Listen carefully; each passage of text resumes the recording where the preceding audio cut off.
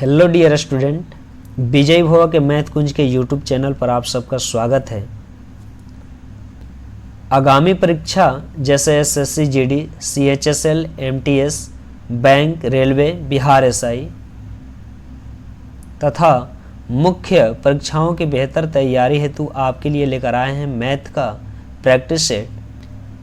यदि आप 8 में से 6 क्वेश्चन सही कर लेते हैं तो सिलेक्शन आपकी तय है। आप हर एक क्वेश्चन को 20 से 30 सेकंड के अंदर में लगाने का प्रयास करेंगे। चलिए देखते हैं क्वेश्चन नंबर फर्स्ट। कितनी धनराशि पर 4 वर्ष की R% पर साधारण ब्याज R होगा? आप देखेंगे कि प्रिंसिपल हमारा हमेशा 100% होता है और SI RT% के बराबर होता है। तो यहाँ पर R की वैल्यू दिया नहीं है, दिया है R% और समय है 4 वर्ष। तो RT क्या हो जाएगा? 4 × R% इज इक्वल SI कितने के बराबर? R के बराबर। तो आप R से R कैंसिल कर लेंगे, यानी 4 की वैल्यू 1 के बराबर, तो 1 की वैल्यू 1/4 के। इसलिए 100% आपका CP होता है, प्रिंसिपल होता है। तो 1/4 में 100 का मल्टीप्लाई करेंगे तो इस प्रकार से आपका आंसर आ जाएगा B 25%। ऐसे ही पहले बिना पेन उठाए क्वेश्चन लगाएंगे और इसके बाद जो ना लगे तो उससे हम पेन उठाएंगे। चलिए देखते हैं सॉल्यूशन। यानी हमने कहा प्रिंसिपल 100% होता है और SI RT के बराबर होता है, यानी RT% ये बराबर होता है SI के। तो R की वैल्यू क्या है? R% और T की वैल्यू 4 वर्ष, तो × 4 इज इक्वल SI क्या है? R है। तो R से R कैंसिल, यानी 1 के 4% की वैल्यू क्या आ जाएगा? यानी 4 की वैल्यू क्या होगा? 1, इसलिए 100% हमारा क्या होता है? प्रिंसिपल होता है। तो 100% की वैल्यू क्या हो जाएगा? 1/4 × 100 कटेगा 25 बार में, यानी इस प्रकार से 25 आपका आंसर हो जाएगा, ऑप्शन नंबर बी। चलिए चलते हैं नेक्स्ट क्वेश्चन पर। Question number second.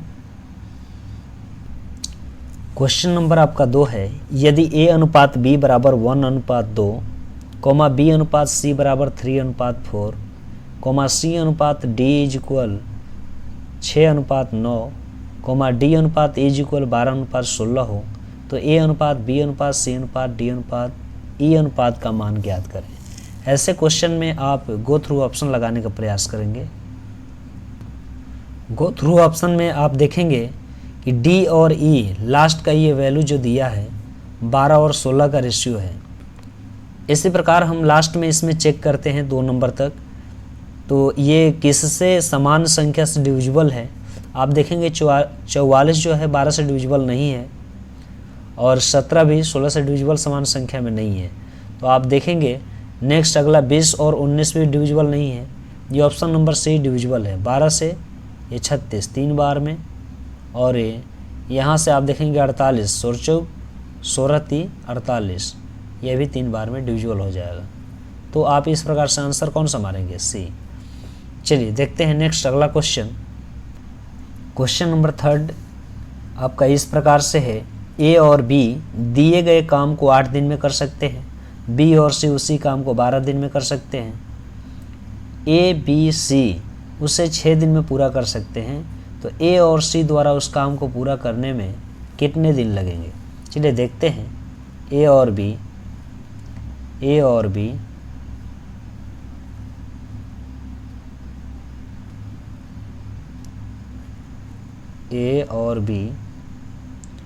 मिलकर कार्य को 8 दिन में कर सकते हैं। आगे B + C मिलकर कार्य को 12 दिन में समाप्त कर सकते हैं। इसी प्रकार से A, B, C तीनों मिलकर कार्य को 6 दिन में कार्य समाप्त कर सकते हैं। तो सभी लोग मिलकर साथ में कार्य करेंगे तो कुल कितना यूनिट कार्य होगा? टोटल आप इनका एलसीएम लेंगे तो आएगा 24, और ए भी 8 दिन में 24 यूनिट कार्य करते हैं तो एक दिन में कितना करेंगे? 8 से भाग 3 यूनिट कार्य करेंगे एक दिन में। और BC एक दिन में कितना यूनिट कार्य करेंगे?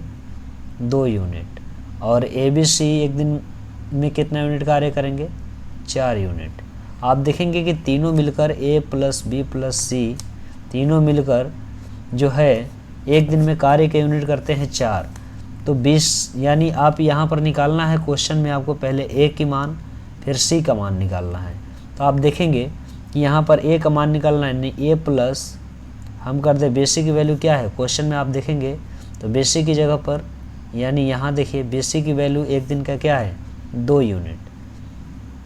तो टोटल ABC का कार्य यूनिट क्या है, 4। A की वैल्यू क्या आ जाएगा, 2, यानी 2 यूनिट कार्य करेगा। आगे आप देखेंगे C का वैल्यू, तो AB का मान पुट कर देंगे, यानी AB एक दिन में कितने यूनिट कार्य करते हैं, 3 + C इज इक्वल कितना, 4। तो आप इस प्रकार से C का वैल्यू देखेंगे तो आ जाएगा आपका 4 में से 3 घटेगा 1। कुल कार्य आपका 24 यूनिट है। तो 24 यूनिट कार्य जो है आपका करते हैं A और C। तो एक दिन में कार्य कितना करते हैं, 2 यूनिट A करता है, C करता है 1 यूनिट, यानी 2 दिन में दोनों मिलकर 3 यूनिट कार्य करेंगे। तो कार्य आपका कितने दिन में ख़त्म हो जाएगा, 8 दिनों में ख़त्म हो जाएगा। Option number A। चलते हैं क्वेश्चन नंबर 4 पर।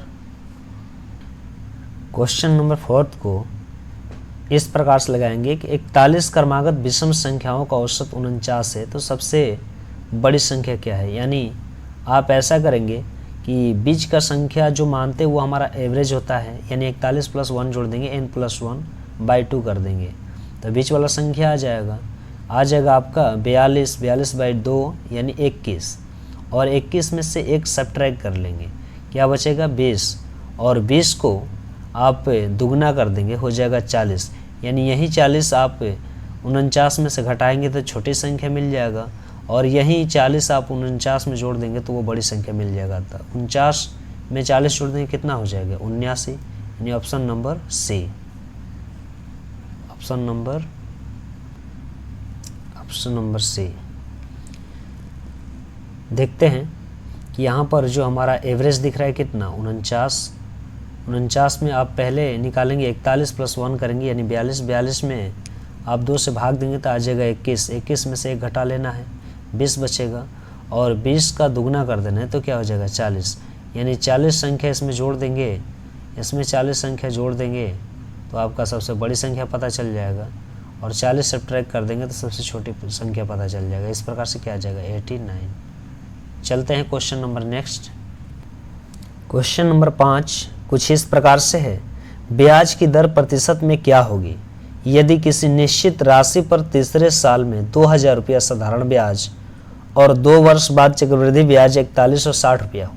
आप देखेंगे कि तीसरे साल का हमारा साधारण ब्याज 2000 रुपया है, तो पहले और दूसरे साल का 2000 रुपया होगा साधारण ब्याज, यानी तो 2000 रुपया 2 साल का, ये क्या हो जाएगा साधारण ब्याज 400 रुपया, 4000 रुपया, और एक्स्ट्रा क्या हमारा बच रहा है 160, यानी 160 रुपया जो हमारा एक्स्ट्रा हो रहा है ये क्या हमारा चक्रवृद्धि ब्याज को दिखा रहा है, यानी 160 रुपये का ब्याज कितने पर मिल रहा है, यानी प्रत्येक वर्ष 2-2000 रुपये मिल रहा है उस पर, इसलिए कितना परसेंट, तो 100%। इस हिसाब से आप देखेंगे तो आपका आंसर आ जाएगा 160/2000 × 100, यानी 2 जीरो कैंसिल, 2 जीरो 1, यानी 8% आ जाएगा। तो ऑप्शन नंबर A सही होगा। देखेंगे क्वेश्चन को लगाते हैं हम। कहने का सेंस है कि तीसरे वर्ष का आपका दिया है प्रिंसिपल 2000 रुपया, तो आप देखेंगे यहाँ पर तीसरे साल का ब्याज दिया हुआ है 2000 रुपया, तो पहले साल में ब्याज क्या होगा, यानी पहले साल का ब्याज जो होगा आपका 2000 होगा, दूसरे साल का भी ब्याज दूसरे साल का भी 2000 होगा, यानी आप देखेंगे कि एक्स्ट्रा आपको कितना मिल रहा है 160 रुपया एक्स्ट्रा मिल रहा है, तो यही हमारा क्या होगा चक्रवृद्धि ब्याज, और 160 रुपया कितने पर मिल रहा है 2000 पर, इसलिए कितना परसेंट 160/2000 गुने 160, तो ये आप देखेंगे गुने 100, 2 जीरो से 2 जीरो कैंसिल, 1 जीरो से 1 जीरो कैंसिल, 2 से 2 8 16 यानी 8% आ जाएगा। चलिए question number next. Question number 6 आपका इस प्रकार से है, बिना रुके कोई ट्रेन 72 किलोमीटर प्रति घंटा की औसत चाल से चलती है तथा रुक रुक कर 60 किलोमीटर प्रति घंटा की चाल से चलती है, तो हर घंटे यह ट्रेन औसतन कितना मिनट रुकती है। आप देखेंगे कि यहाँ पर चालों का रेशियो दिया हुआ है। पहली बार चलती है 72 के स्पीड से, पहली बार 72 के स्पीड से चलती है। अगली बार जो रुक रुक कर चली है तो 60 के स्पीड से चली है, 60 के स्पीड से। तो दोनों का रेशियो देखेंगे तो क्या आ जाएगा, 12 25 60 बरछक 72। तो इनका टाइम का रेशियो क्या आ जाएगा, टाइम का रेशियो स्पीड के रेशियो को उल्टा होता है, यानी 5 6 का रेशियो आ जाएगा। आप देखेंगे ये रुकने वाला समय क्या है 6 और बिना रुके वाला समय क्या है 5, ये रेशियो में है। तो आप देखेंगे रेशियो में ये कितना रुक रहा है, 1 रुक रहा है। 1 कितने में रुक रहा है, 6 में रुक रहा है। इसलिए आप कहेंगे रुकने वाला चाल क्या है 60 किलोमीटर प्रति घंटा। तो क्या हो जाएगा आपका 60 से गुना करा देंगे, यानी आ जाएगा 6 10 60, यानी 10 मिनट ये समय लगेगा। तो ऑप्शन नंबर ए मैच करेगा। चलिए देखते हैं क्वेश्चन नंबर नेक्स्ट। आप देखेंगे यहाँ पर बात कर रहा है समद्विबाहु त्रिभुज की, यानी एक समद्विबाहु त्रिभुज जिसकी भुजाएं 10 सेंटीमीटर और 10 सेंटीमीटर तथा इनके बीच का कोण 30 डिग्री है, तो त्रिभुज का क्षेत्रफल ज्ञात करें। समद्विबाहु त्रिभुज है तो इनकी 2 भुजाएं आपस में बराबर होगी, तो 2 भुजाएं पहले बराबर कर लेते हैं हम। और इसमें देखते हैं कि एक भुजा 10 सेंटीमीटर है तो दूसरी भी क्या होगी 10 होगी, और ये बीच का कोण थीटा दिया हुआ है आपका 30 डिग्री। तो इसका क्षेत्रफल जो होता है 1/2 AB साइन थीटा। 1/2 AB की वैल्यू क्या है 10 × 10 और साइन थीटा की वैल्यू होता है साइन 30 डिग्री का मान 1/2। आप देखेंगे कि यहाँ से घटाएंगे 2 5 10 और 2 से ये कटेगा 5 बार में 10, यानी इस प्रकार से आपका आंसर क्या आ जाएगा 25। Option number D. चलिए चलते हैं क्वेश्चन नंबर नेक्स्ट पर। क्वेश्चन नंबर 8 कुछ इस प्रकार से है कि 12 लगातार विषम संख्याओं का औसत 38 है, तो सबसे बड़ी तथा सबसे छोटी संख्या ज्ञात कीजिए। ऐसे क्वेश्चन हमने इसमें एक कराया है, तो ये क्वेश्चन लगाएं और कमेंट बॉक्स में बताएं कि कितना इसका आंसर आया है। यदि वीडियो पसंद आया हो तो वीडियो को लाइक करें और चैनल को सब्सक्राइब करें, बेल आइकन को दबाना ना भूलें और अधिक से अधिक शेयर करें। आज के लिए इतना ही। जय हिंद।